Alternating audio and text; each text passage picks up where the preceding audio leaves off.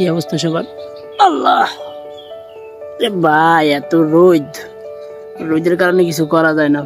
এত রোদ, 7 জনে মিলাইয়া অনেক কষ্ট কইরা একটা মাছাং বানাইছি।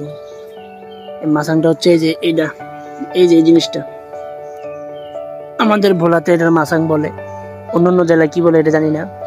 তবে 7 থেকে 8 জন মিল্লা কষ্ট করে মাছাংটা বানাইছি। এত পরিমাণ খাটনি হয়েছে, ইনশাল্লাহ আলহামদুলিল্লাহ বানানোর পরে অনেক শান্তি পাইতেছি, অনেক বাতাস। এই যে খেতা বালিশ, এই যে খেতা বালিশ সব লইয়া আইছি একটু শোয়ার জন্য। এখন দুপুর 3টা বাজে প্রায়, মানে লাঞ্চ করছি দুপুরবেলা, খাওয়া দাওয়া করছি। খাওয়া দাওয়া করার পরে এখন এই অবস্থা।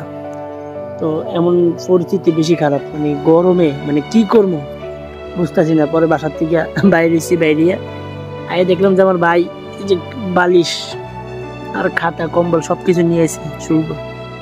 তারপরে চিন্তা করলাম একটু যাই, যা দেখি। এখন দেখি যে অনেক ঠান্ডা, আল্লাহর যে রহমত, আসলে এই রহমত। এক ফোঁটা মানে রোদ নাই। আসলে রোদ না থাকার কারণ হচ্ছে চারিদিকে মানে এই যে চারিদিকে গাছপালা, মানে গাছপালার কারণে মানে এই মানে প্লেসটা একদম ঠান্ডা থাকে, রোদ থাকে না। তো যার কারণে এই কোনারের ভিতরে আসলে মাচাংটা বানাইছে। এই যে দেখেন, এই যে এই যে আমাদের খেলার মাঠ, এই যে চারিদিকে কি জঙ্গল আর সুপারির বাগান। এই যে আর এই আমার মাছাং। কি শান্তি! এই শান্তি কতদিন থাকবো করতে পারি না।